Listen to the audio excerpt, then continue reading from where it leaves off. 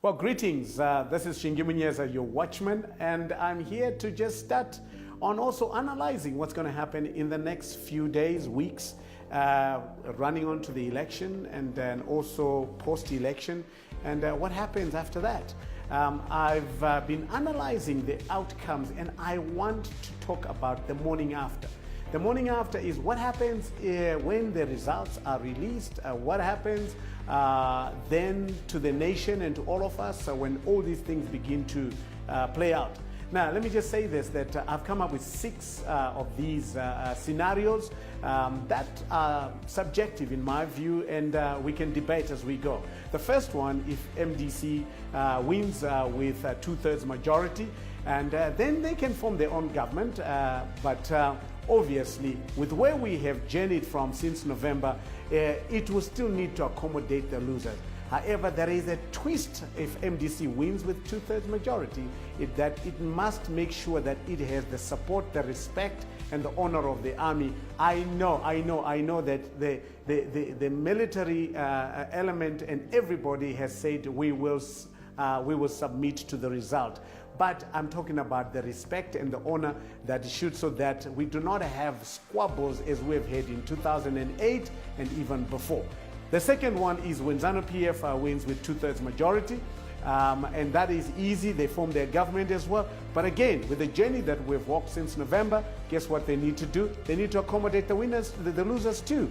And then the third one is if ZANU-PF wins with a 2/3, less than 2/3 majority, again, here things begin to be shaky, because they would need to not just accommodate, but they would need to involve the losers, so that the programs of government will progress, and that the strategy of where we should be going as a nation to develop, to heal, and to move forward would be encompassed and will also be supported by the losers. The fourth one would be when MDC wins with less than 2/3 majority. Again, it's similar to when ZANU-PF wins with less than 2/3 majority. But guess what they also need to do is to accommodate the losers meaningfully, to make sure that they are fully supported in their programs to develop our nation, to heal our nation, as well as to bring about prosperity. And however, there is a twist that more and more again, they need to do certain things up here to all the stakeholders, particularly the military element of our state, that they will make sure that they carry them through, because we are here where we are since November because there was a military intervention.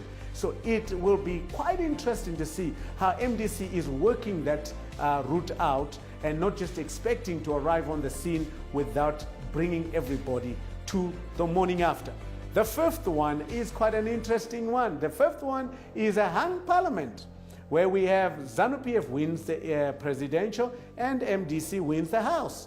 And again, here it's no longer just meaningfully involving, but here it is actually a government of national unity, and like what we did in 2008, and that must involve everyone. There must be actually a signed global political agreement which brings everybody to the party and involves everyone, so that the nation heals, progresses, and prospers in the way that it should. The reverse of that is if MDC wins the presidential and ZANU-PF wins the parliamentary, and then that's when also it's a hung parliament.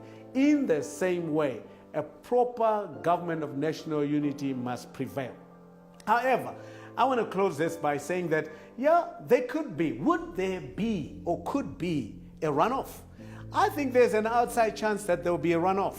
There is this middle class, there is this discerning voter who is becoming very disgruntled by both of these parties because of certain pronouncements, certain promises, certain behaviors that are not really going on well with them. So we got to watch that. So if this disgruntled group has anything above 5%, I believe that we'll go for a runoff.